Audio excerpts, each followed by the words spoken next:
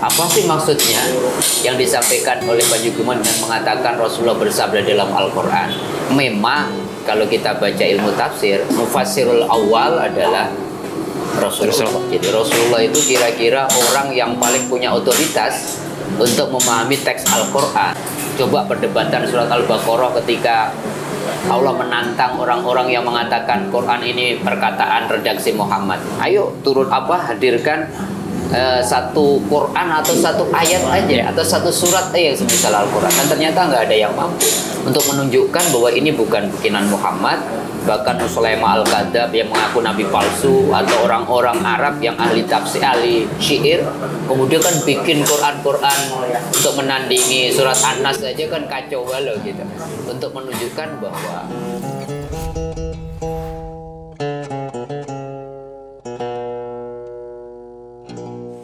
Assalamualaikum warahmatullahi wabarakatuh. Kita berjumpa kembali di channel Tauhid Cinta. Kali ini kita akan membahas mengenai salah satu pernyataan dari pengasuh atau pimpinan Pondok Pesantren Az-Zaitun, Panji Gumilang, atau biasa sekarang disebut sebagai Syekh Panji Gumilang, yang mengatakan bahwa qala Rasulullah fil Qur'anil Karim. Artinya adalah Nabi bersabda di dalam Al-Quran yang mulia. Ya, kita tahu bahwa Al-Quran adalah kalamullah atau firman Allah, bukan sabda Nabi. Nah, dalam ilmu tafsir atau hermeneutika itu memang ada perdebatan mengenai apakah wahyu itu turun dalam bahasa Allah dan ditafsirkan oleh Nabi dengan bahasa manusia. Nah, ini akan kita bahas dengan Ustadz Muhsin Aziz. Beliau adalah pembina di channel Tauhid Cinta dan juga wakil ketua di STAI atau Sekolah Tinggi Agama Islam Muslim Asia Afrika. Assalamualaikum. Assalamualaikum warahmatullahi wabarakatuh. Sehat Ustadz ya? Alhamdulillah. Nah, ini sekarang kan Panji Gumilang sudah tersangka ya. Ya, salah satu argumen atau pernyataannya yang cukup kontroversial itu qala Rasulullah fil Qur'anil Karim. Nah, Ustadz melihat ini seperti apa sih? Ya, apakah memang wahyu itu turun memang bahasa atau kalamullah, firman Allah dalam bahasa Allah dan dibahasakan ulang sama Nabi dengan bahasa Arab, atau memang ya udah dari sananya secara esensi maupun secara letter luck itu adalah seperti itu gitu. Iya, memang Panji Gumilang kan memang akhir-akhir ini menyedot perhatian khalayak ya dengan berbagai kontroversinya. Tetapi yang menarik saya kira yang akan kita bahas adalah tentang salah satu dari berbagai pernyataan beliau yang ini nggak wajar ya kalau kita kaitkan dengan ilmu tafsir gitu. Qala Rasulullah fil Qur'anil Karim gitu. Bagaimana memaknai Rasulullah berkata di dalam Al-Quran yang mulia. Di dalam konteks ilmu tafsir, Mas Rifki, itu para ulama mufassir, para ulama tafsir itu membagi ada 3 kategori. Yang pertama itu Al-Quran, di bawahnya itu ada yang namanya hadis qudsi, dan yang ketiga adalah hadis. Jumhur ulama tafsir memaknai Al-Quran itu adalah kalamullah, firman Allah, memang perkataan Allah, al-munazzal ala Rasulillah, yang diturunkan langsung kepada Rasulullah, mutawatir. Jadi mutawatir itu memang jalurnya langsung dari Allah, walaupun kita tahu ya melalui malaikat Jibril.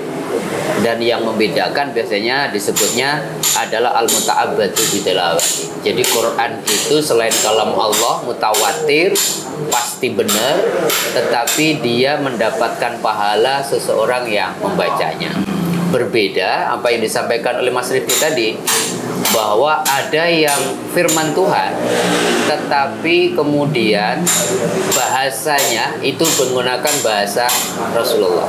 Itulah yang disebut hadis qudsi. Makanya kalau kita baca hadis qudsi itu dia selalu menyebutnya qala Rasulullah SAW, kemudian qala Allah Ta'ala. Jadi Rasulullah bersabda tapi kemudian Allah berfirman. Hadis qudsi ini maknanya dari Allah tetapi bahasanya bahasa Rasulullah. Berbeda lagi dengan hadis. Kalau hadis itu ya bahasanya maupun maknanya dari Rasulullah. Maka hadis kan disebutnya qaulun, yaitu perkataan, wa af'alun dan perbuatan, wa takrirun dan ketetapan Rasulullah. Maka ketika Panji Gumilang mengatakan Nabi bersabda di dalam Al-Quran itu sesuatu yang memantik perdebatan ya, walaupun dalam kajian-kajian tafsir gitu, dalam kajian-kajian hermeneutik, maka kemudian muncul perdebatan itu ya, walaupun ini pendapat yang sangat minoritas gitu. Misalkan perdebatannya begini, apa sih sebenarnya makna wahyu itu? Gitu. Wahyu itu kan secara bahasa sesungguhnya inspirasi ya. Dan, Waha dari kata waha. Ya, waha itu inspirasi. Artinya kalau kita baca Quran, wahyu itu diberikan Allah kepada siapapun. Ternyata bukan hanya kepada Rasul, tetapi bukan hanya kepada manusia, tapi Allah mewahyukan kepada lebah misalkan. Allah mewahyukan kepada makhluk-makhluk Allah yang lain. Cuman para ulama kemudian mengkategorisasi kalau wahyu inspirasi ini diberikan kepada Rasul disebutnya wahyu. Kalau kepada manusia biasa disebut ilham gitu. Atau kemudian secara umum disebut hidayah dan sebagainya. Maka tidak heran apa yang disampaikan oleh Panji Gumilang menjadi perdebatan gitu.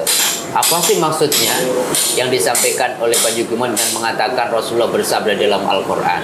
Memang kalau kita baca ilmu tafsir, mufassirul awal adalah Rasulullah. Jadi Rasulullah itu kira-kira orang yang paling punya otoritas untuk memahami teks Al-Quran.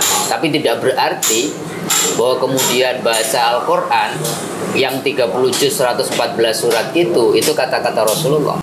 Kan ada istilah tauqifi gitu. Tauqifi itu betul-betul langsung dari Allah. Termasuk Mas Rifki, urutan-urutan surat itu bukan kehendaknya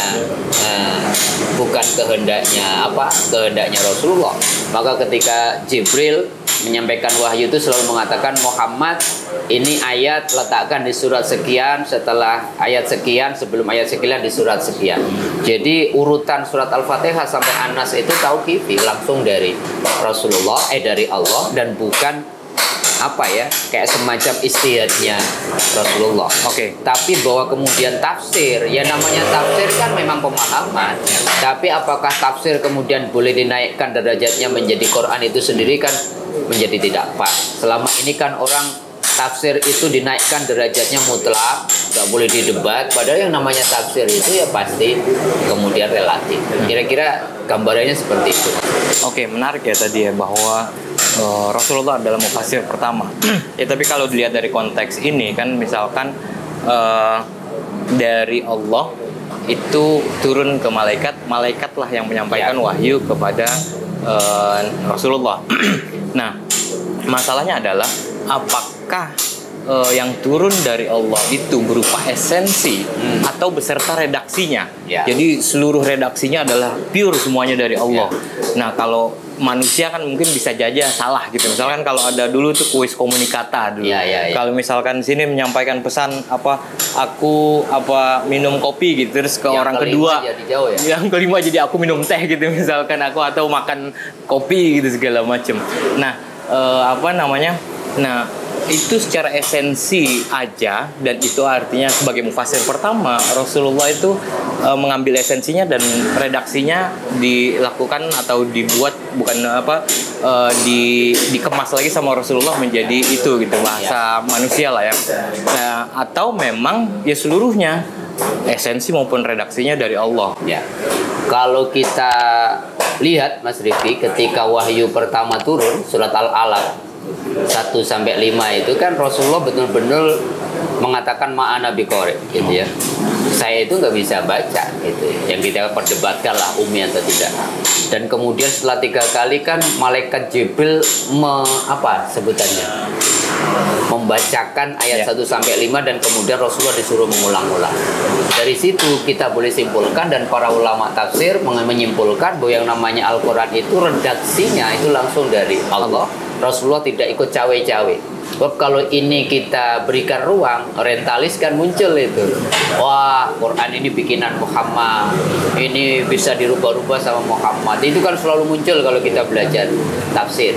Sehingga kemudian selalu mengatakan Quran itu ya perkataan Muhammad, seperti kemudian kalau kita ngomongin Injil gitu, Injil Barnabas berarti perkataannya Barnabas dan sebagainya. Dan itu saya kira yang kemudian para ulama kemudian membentengi itu dengan membedakan antara Quran, hadis qudsi dan hadis itu. Oleh karenanya coba perdebatan surat Al-Baqarah ketika Allah menantang orang-orang yang mengatakan Quran ini perkataan redaksi Muhammad. Ayo turun hadirkan satu Quran atau satu ayat aja atau satu surat aja yang semisal Al-Quran. Dan ternyata nggak ada yang mampu untuk menunjukkan bahwa ini bukan bikinan Muhammad. Bahkan Sulaiman Al-Kadzab yang mengaku nabi palsu, atau orang-orang Arab yang ahli tafsir, ahli syair, kemudian kan bikin Quran untuk menandingi surat An-Nas aja kan kacau balau gitu, untuk menunjukkan bahwa kemukjizatan Al-Quran itu bukan saja pada hal-hal yang luar biasa, tapi pada redaksi bahasanya sendiri sudah terkandung mukjizat. Maka kalau kita baca misalkan Mas Rifki, ada seorang dokter di Malaysia yang menulis buku tentang rahasia angka-angka dalam Al-Quran itu, kata-kata maut sama kata-kata al-haya diulang sama. Itu kan gak mungkin Rasulullah yang menciptakan itu. Jadi kalau saya selalu meyakini bahwa yang namanya Quran itu baik redaksi terutama maknanya itu betul-betul mutawatir dari Allah, tidak ada cawe-cawe Rasulullah. Kenapa? Itu terbukti ketika Rasulullah kemudian sampai nunggu kadang-kadang berbulan-bulan kan, kemudian untuk menunggu wahyu. Ketika kasus misalkan kasus berita hoaknya Aisyah kemudian dituduh selingkuh, itu kan sampai 1 bulan Rasulullah menunggu, akhirnya surat An-Nur ayat 10 sampai ayat 20 turun untuk mengkonfirmasi bahwa Aisyah itu orang yang suci, tidak selingkuh. Artinya apa? Redaksinya redaksi langsung nunggu dari Allah. Itu yang pertama. Yang kedua, ada kasus misalkan yas'alunaka 'anir ruh. Orang-orang bertanya hakikat ruh itu apa? Rasulullah kan janji besok ya saya jawab, ternyata berhari-hari gitu. Kemudian nggak mendapatkan wahyu, ya Rasulullah diem saja. Wa ma yantiqu 'anil hawa in huwa illa wahyuha. Dari situ kan kemudian apa yang dikatakan Nabi itu bukan karena keinginan Nabi, tapi betul-betul wahyu. Itu saya kira yang mengkonfirmasi bahwa yang namanya Quran itu redaksinya maupun maknanya dari Allah. Yang ketiga, ada istilah tadarus, Mas Rifki. Tadarus itu kan sesungguhnya momentum setiap bulan Ramadan, malaikat Jibril itu mendengarkan Quran yang sudah diturunkan selama periode Ramadan itu, dan kemudian dibaca lagi oleh Rasulullah di hadapan malaikat untuk apa? Mengoreksi. Untuk mengoreksi apakah Qur'annya yang disampaikan malaikat itu ada pengurangan, ada penambahan, untuk menjaga betul inna nahnu nazzalna dzikra wa inna lahu lahafidun. Itu saya sesungguhnya yang menurunkan Al-Qur'an dan saya akan menjaga sendiri. Kata Allah, redaksinya kurang satu huruf, kurang satu ini aja kan semua orang digerakkan hatinya oleh Allah untuk menotis bahwa Al-Quran ini kurang dan sebagainya. Sampai hari ini satu-satunya kitab suci yang terjaga kemudian dari perubahan kan cuma Quran. Dari beberapa argumentasi itu saya kira kemudian pendapat yang mengatakan bahwa sebenarnya Al-Quran itu Allah hanya memberikan inspirasi dan kemudian dibahasakan dengan bahasa Rasulullah menjadi tidak benar.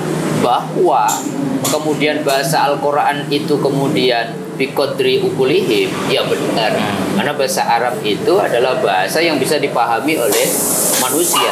Sebab kalau enggak, Allah kan bisa aja diam tanpa bahasa untuk menyampaikan pesan-pesannya, tapi memilih menggunakan bahasa Arab. Artinya apa? Memang bahasa Arab redaksinya itu langsung dari Allah, tapi bahasa Arab sendiri kan memang bahasa manusia. Ini harus dibedakan gitu. Jangan kemudian ditarik kesimpulan ketika bahasa Arab itu bahasa manusia, redaksinya dari. Oke, menarik kita tadi Pak Ustadz sudah sedikit membicarakan tentang otentisitas Al-Quran atau keaslian, keotentikan dari Al-Quran ini. Ya, kita tahu bahwa dulu Al-Quran turun itu ditulis oleh para sahabat di atas tulang, terus juga kulit segala macam, pelepah kurma segala macam. Nah, ada upaya untuk kodifikasi atau upaya untuk mengumpulkan dan dijadikan dalam satu mushaf. Banyak versi mushaf dan yang sampai ke kita sekarang adalah mushaf Utsmani, mushaf Khalifah Utsman bin Affan gitu segala macam.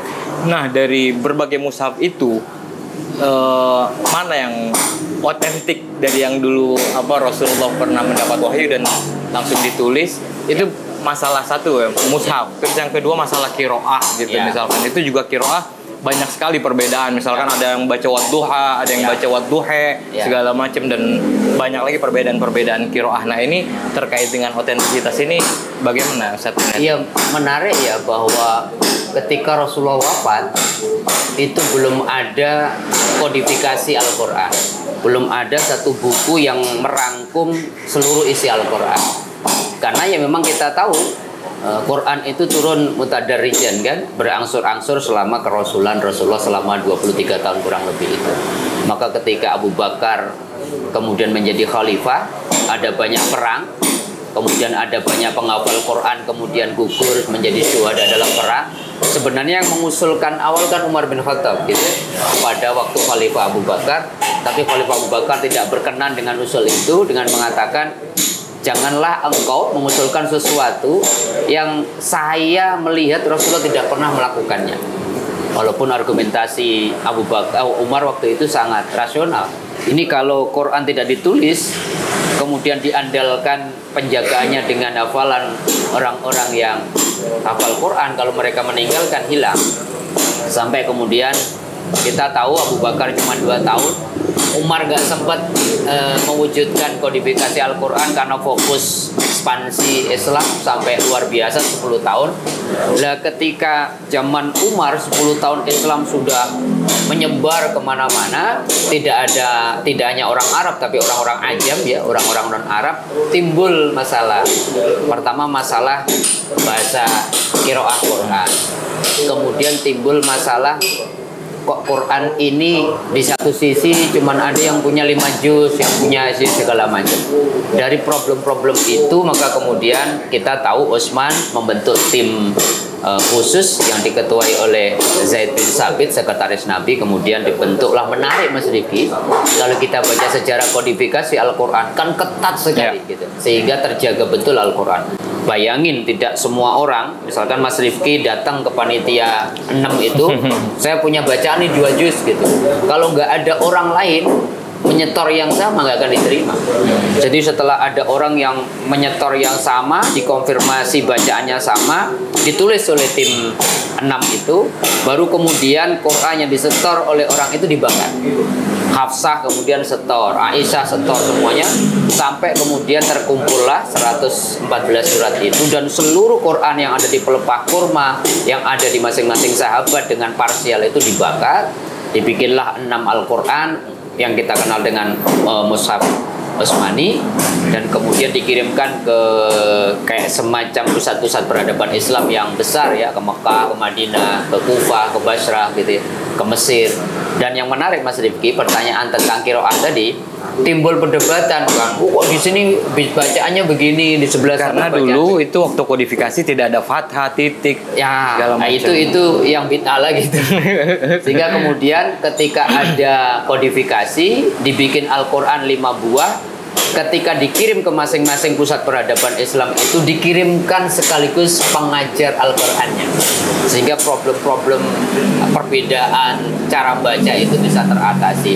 Dan memang Rasulullah sendiri mengkonfirmasi bacaan yang boleh itu ada 7 berdasarkan dialek masyarakat Arab waktu itu, namanya disebut qiraah sab'ah. Tapi kalau enggak diajarkan, dia jadi problem. Jadi firm ya bahwa kodifikasi itu zaman Utsman, bacaannya kemudian sekaligus dikirim Quran sekaligus pengajarnya, sehingga problematika cara baca yang berbeda-beda itu kemudian orang disadarkan, oh ini benar, gak ada yang salah, Rasulullah memaklumi itu dan dibolehkan, kecuali yang syad ya, bacaan yang keliru yang tidak termasuk qiraah sab'ah. Dan yang menarik, betul Mas Rifki tadi katakan, kita ini enak sekarang ya, Qurannya sudah macam-macam, nggak hanya ada titiknya, harokatnya, distabilo lagi, diwarnain. Kalau idgham itu merah, kalau ini segala. Dulu kosong, cuma lekukan. Dan baru kira-kira 100 tahun setelah wafatnya Nabi, Abu Aswad Ad-Du'ali mulai menentukan titik di atas itu no, titik di bawah itu ba, titik di bawah dua ada ya, di atas tak, dan sebagainya. Jadi sekarang itu Masya Allah sudah begitu mudah.